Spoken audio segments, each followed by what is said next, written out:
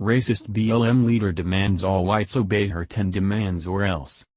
The racist organization Black Lives Matter continues to be a thorn in the side of American society, and their latest antics are sure to create even more President Trump supporters.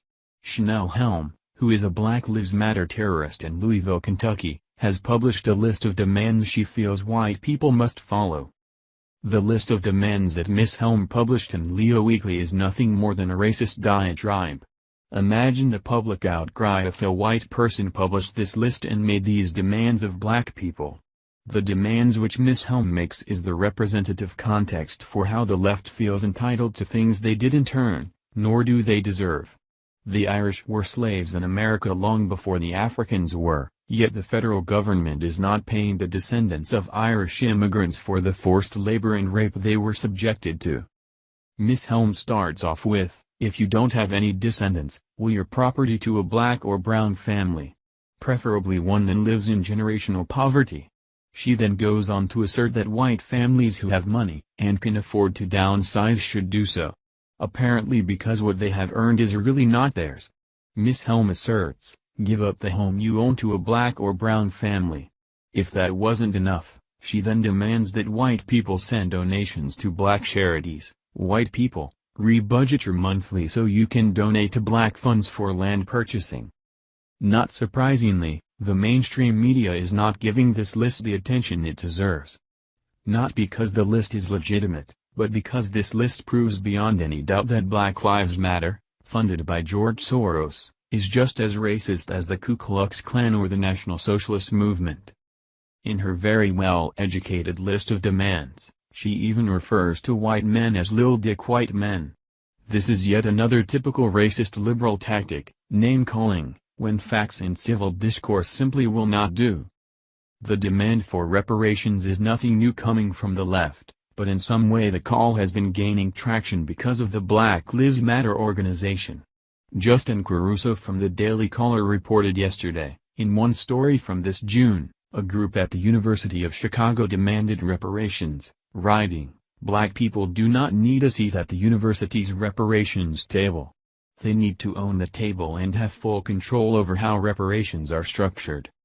After Ms. Helm was done making her ridiculous list of demands, she even provided her PayPal email address so people could make donations directly to her.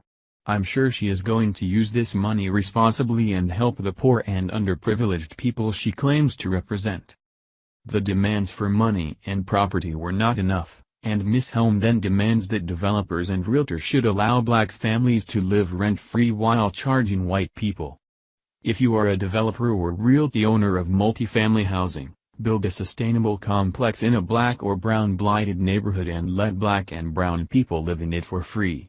Apparently Ms. Helm has not read up on the laws regarding discrimination in the Fair Housing Act.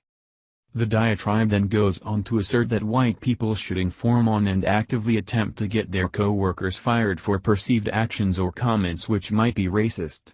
Ms. Helm and her Black Lives Matter co-conspirators are of the opinion that this workplace targeting is warranted because all whites are racist, especially white women, who should be at the front of getting their co-workers fired. Ms. Helm even uses some not-so-witty insults. "White people, especially white women, because this is y'all's specialty, nosy Jenny and meddling Kathy, get a racist fired.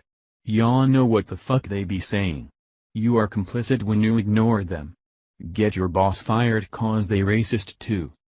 This list Ms. Helm published and her racist actions are the reason why people voted for President Trump, will continue to support him, and will get him re-elected in 2020.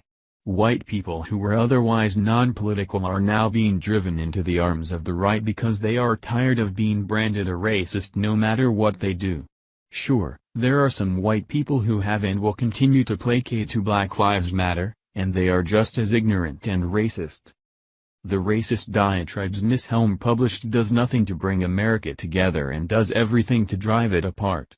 Her actions and those of her fellow BLM terrorists are the antitheses of what Martin Luther King Jr. fought and died for.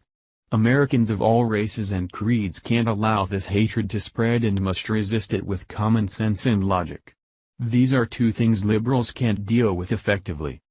Thank you for watching this video. What do you think about this? Share this on Facebook and Twitter along with your comments.